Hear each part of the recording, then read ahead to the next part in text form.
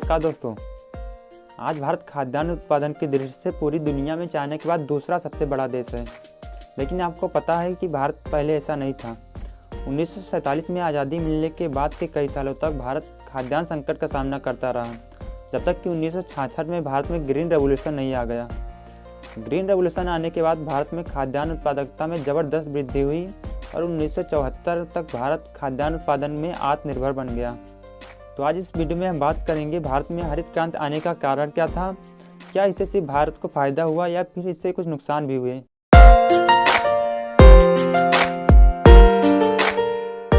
दोस्तों, अंग्रेजों ने भारत में 200 साल से ज़्यादा तक शासन किया, लेकिन उन्होंने कभी भी कृषि में नई तकनीकों के विकास पर जोर नहीं दिया। 1947 में जब भारत आज़ाद हुआ, उस समय भारत की 90% जनसंख्या भारत के 6 लाख गाँव में रह रही थी, जो अपने जीवन निर्वाह के लिए सिर्फ खेती पर निर्भर थी। और खेती का उत्पादन इतना कम था कि लोगों को खिलाने के लिए पर्याप्त नहीं था। इसके अलावा जनसंख्या भी तेज़ी से बढ़ रही थी। कम उत्पादन और बढ़ती जनसंख्या का परिणाम ये हुआ कि भारत को 1964 से 1966 के बीच लगातार 2 सालों तक भुखमरी का सामना करना पड़ा। भारत में खाद्यान्न संकट कितना गहरा था, आप इसका अंदाज़ा इस बात से लगा सकते हैं कि उस समय के प्रधानमंत्री लाल बहादुर शास्त्री जी ने लोगों से एक पहर का उपवास रखने का आग्रह किया ताकि इस संकट से बचा जा सके। जनवरी 1966 में शास्त्री जी के निधन के बाद इंदिरा गांधी जी प्रधानमंत्री बनी। उसके बाद इन्होंने भारत में खाद्यान्न की कमी को पूरा करने के लिए रास्ता तलाशना शुरू किया। मार्च 1966 में इंदिरा गांधी जी ने यूएसए विजिट किया, जहां पर उन्होंने भारत में खाद्यान्न की कमी को पूरा करने के लिए वहां के राष्ट्रपति से सहायता मांगी। उस समय यूएसए के प्रेसिडेंट लिंडन बेनिस जॉनसन थे, जिन्होंने PL 480 प्रोग्राम के तहत भारत को हर साल 10 मिलियन टन गेहूं देने का वादा किया। इस प्रकार भारत में काफ़ी हद तक भुखमरी की समस्या कम हुई।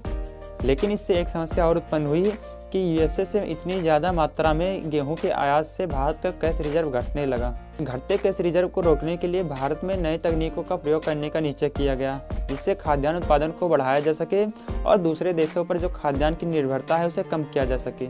उसी समय मैक्सिको में हरित क्रांति की शुरुआत हो चुकी थी, जिससे उत्पादन में काफ़ी वृद्धि हुई थी।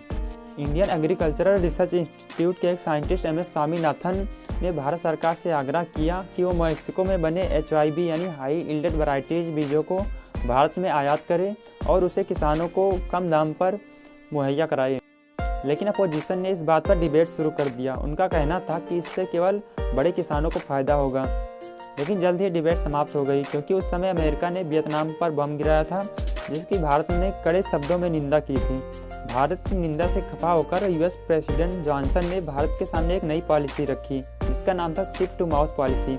इसके तहत भारत को अगली शिपमेंट तभी भेजी जाएगी जब भारत को इसकी तत्काल ज़रूरत होगी, यानी भारत अपने पास एक्स्ट्रा स्टोरेज नहीं कर सकता था। इससे भारत को अपमान महसूस हुआ और भारत को PL 480 प्रोग्राम से निकालने और भारत में खाद्यान्न उत्पादन बढ़ाने के लिए भारत में नए तकनीकों के प्रयोग की अनुमति दे दी गई। अब भारत ने मैक्सिको में स्थित इंटरनेशनल मेज एंड व्हीट इम्प्रूवमेंट सेंटर यानी CIMMYT से 18,000 टन गेहूं के HYB बीजों का आयात किया और उसे बड़े स्तर पर भारत में प्लांट किया गया। इन बीजों से तैयार फसलों में सिंचाई की ज़्यादा आवश्यकता होती थी, इसलिए इसे सबसे पहले पंजाब, हरियाणा और पश्चिमी उत्तर प्रदेश जैसे राज्यों में प्लांट किया गया, जहां पर सिंचाई की पर्याप्त व्यवस्था थी।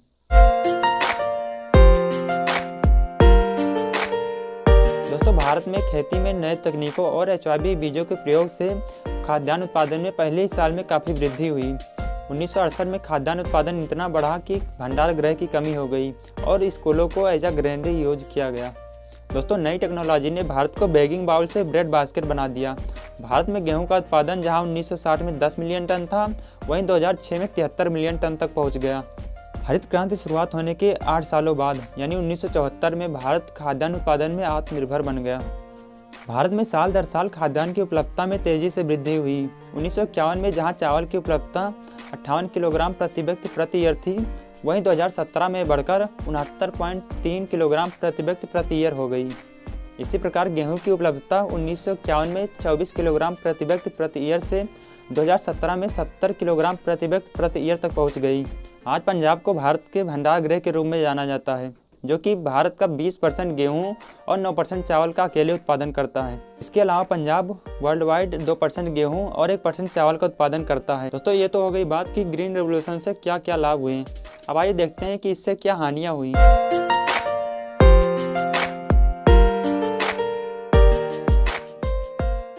दोस्तों 1970 के दशक में भारी मात्रा में पेस्टिसाइड, फर्टिलाइज़र और सिंचाई के प्रयोग से उत्पादन में तो वृद्धि हुई, लेकिन कुछ ही दिनों बाद इसके दुष्परिणाम भी सामने आने लगे। शुरुआत में तो फसलों में लगने वाले कीटों से बचने के लिए हल्के और कम मात्रा में पेस्टिसाइड का यूज किया जाता था, लेकिन धीरे धीरे इन कीटों ने अपना अनुकूलन बना लिया। यानी अब इन कीटों से बचने के लिए ज़्यादा मात्रा में और ज़्यादा शक्ति के कीटनाशकों का प्रयोग किया जाने लगा। इससे खेती की लागत बढ़ने लगी और जो छोटे किसान थे वो कर्ज के बोझ तले दबने लगे। अत्यधिक कीटनाशकों और फर्टिलाइजर के प्रयोग से मिट्टी की उर्वरता धीरे धीरे कम होने लगी। इसके अलावा अत्यधिक सिंचाई से जल स्तर में कमी होने लगी और लोगों को पीने की पानी की समस्या उत्पन्न हुई। एक अध्ययन के अनुसार भारत में पेस्टिसाइड मार्केट 20,000 करोड़ तक पहुंच गया है। इसके अलावा इंडिया ने 2019 में 2,17,000 टन पेस्टिसाइड का निर्माण किया। इन कीटनाशकों के प्रयोग से मृदा, जल, वायु सब कुछ जहरीली हो चुकी है, जो कि अनेक बीमारियों जैसे cancer, kidney failure, still born baby और बर्थ डिफेक्ट के रूप में सामने आ रहा है। खेती की लागत बढ़ने के कारण किसान कर्ज लेने के लिए मजबूर हो जाते हैं और कर्ज समय पर चुका न पाने के कारण वे कर्ज के बोझ तले दब जाते हैं और सुसाइड करने के लिए मजबूर हो जाते हैं। एक अनुमान के अनुसार 1992 से 93 के बीच पंजाब में सुसाइड के मामलों में 51.97% की वृद्धि हुई, जबकि पूरे देश में ये केवल 5.11% थी। 2019 की एक रिपोर्ट के अनुसार पंजाब में आज भी किसान कर्ज के बोझ तले दबे हुए हैं और सुसाइड करने को मजबूर हैं। इस रिपोर्ट के अनुसार पिछले 2 सालों में पंजाब में 900 से ज़्यादा किसानों ने सुसाइड की है।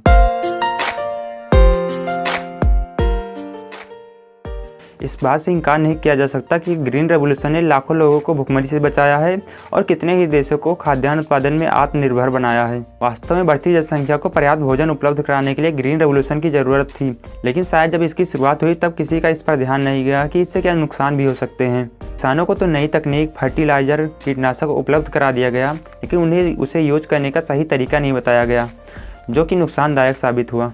आज फिर से ज़रूरत है ऐसी तकनीक जिससे उत्पादन तो बढ़े लेकिन वातावरण और लोगों के लिए हानिकारक ना हो। इसी दिशा में कदम बढ़ाते हुए आज ऑर्गेनिक खेती पर जोर दिया जा रहा है। सिक्किम भारत का पहला ऐसा राज्य बना जहां पर 100% ऑर्गेनिक खेती होती है।